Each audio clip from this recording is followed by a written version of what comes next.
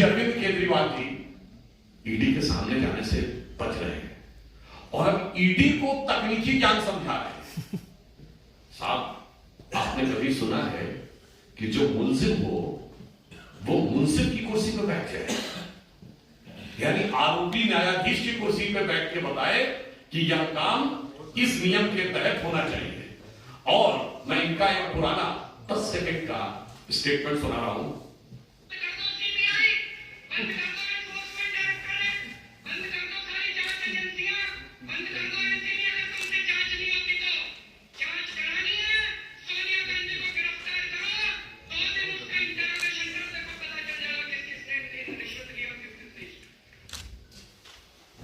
समझदार व्यक्ति है और उन्हें तो पता है कि शायद 2 दिन की भी जरूरत ना पड़े, ईमेल भेजा गया है, इसलिए मैं बात कह रहा हूं। बाकी पार्टियां जब भ्रष्टाचार के आरोप पे लड़ती हैं तो अपनी बात में कायम रहती हैं।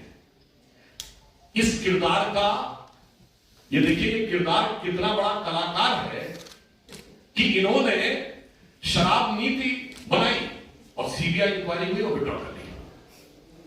अब जब विड्रॉ कर ली है तो उनको ये बात पता है अच्छी तरीके से कि विड्रॉ की है तो कुछ ना कुछ गड़बड़ होगा। ये बातें सामने आ चुकी हैं कि ईमेल किए गए थे, इसीलिए लैपटॉप नष्ट किए गए, फोन नष्ट किए गए। उन बातों में मैं डिटेल कर नहीं जाता। ईमेल किए गए संबंधित व्यक्ति को और जब वो ईमेल किए गए और लौटकर संबंधित व्यक्ति ने जो सुझाव दिए वो इनकॉर्पोरेट किए गए, तो शायद उन्हें बिल्कुल अच्छी तरह पता होगा कि शायद कुछ मिनटों में ही जब वो सबूत दिखाए जाएंगे तो ये निरुत्तर हो जाएंगे, इसलिए शायद वो बच रहे हैं। मगर मुझे लगता है कि ये देश के लिए एक बहुत चुनौतीपूर्ण बात है।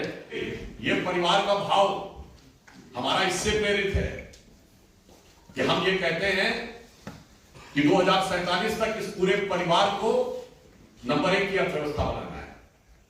मैं पूछना चाहता हूं, ये जितने आज परिवार के एक परिवार के राजतंत्र जो जैसे चलता था, उस राजतंत्रीय परिवारों के बरखुरदार लोकतंत्र के अलंबरदार बन के खड़े हैं, इनमें से क्या आपको लगता किसी का लक्ष्य है कि 2047 तक भारत को विकसित राष्ट्र और जगत गुरु बनाना है? ना, इन सब का लक्ष्य है कि 2047 तक यदि इनकी पार्टी रहे तो इनके परिवार के हाथ में सत्ता रहनी चाहिए, और यदि सत्ता मिल जाए तो सारी अर्थव्यवस्था इनके परिवार की मजबूत होनी चाहिए। मोदी जी का लक्ष्य है भारत विकसित प्रखर होकर आना चाहिए और भारत की अर्थव्यवस्था मजबूत होनी चाहिए। इसलिए हम ये कहते हैं ना, हम रहे ना रहे, भारत ये रहना चाहिए। ये कहते हैं भारत रहे या ना रहे, भारत चाहे टुकड़े में रहे, मेरा परिवार रहना चाहिए। आपको याद हो हमारे, और ये कोई ऐसा नहीं कि हम कल की प्रतिक्रिया में बोल रहे हैं, हमारे राष्ट्रीय अधिवेशन में आपको याद आदरणीय अमित शाह जी ने क्या बोला था इन सारे दलों के लिए? 7 पारिवारिक दलों के अलंबरदार आज आकर ये कहते हैं इनका क्या लक्ष्य है? लालू प्रसाद यादव जी का क्या लक्ष्य है? मेरा बेटा सीएम बन जाए। स्टालिन जी का क्या लक्ष्य है? मेरा बेटा सीएम बन जाए। शरद पवार जी का क्या लक्ष्य है? कि मेरी बेटी सीएम बन जाए। ममता जी का क्या लक्ष्य है? मेरा भतीजा सीएम बन जाए। और स्वर्गीय मुलायम सिंह जी अपने बेटे को सीएम बना कर ही गए। ये सोच में अंतर है, हमारी सोच और उनकी सोच में। इसलिए मैं सिर्फ ये कहना चाहता हूं कि ये चुनाव एक सोच का चुनाव है, एक सोच हो जो भारत की पहचान को टुकड़ों टुकड़ों में बांटकर अपने परिवार का स्थान ऊंचा रखना चाहती है। और ये बात मैं इसलिए ईमानदारी से कहता हूं, ये सब नेता जो कहते हैं हम गरीब की बात करते हैं, हम दलित और पिछड़े की बात करते हैं, सत्ता में आने के बाद सबसे तेजी से इन्हीं की धन संपत्ति बढ़ गई है।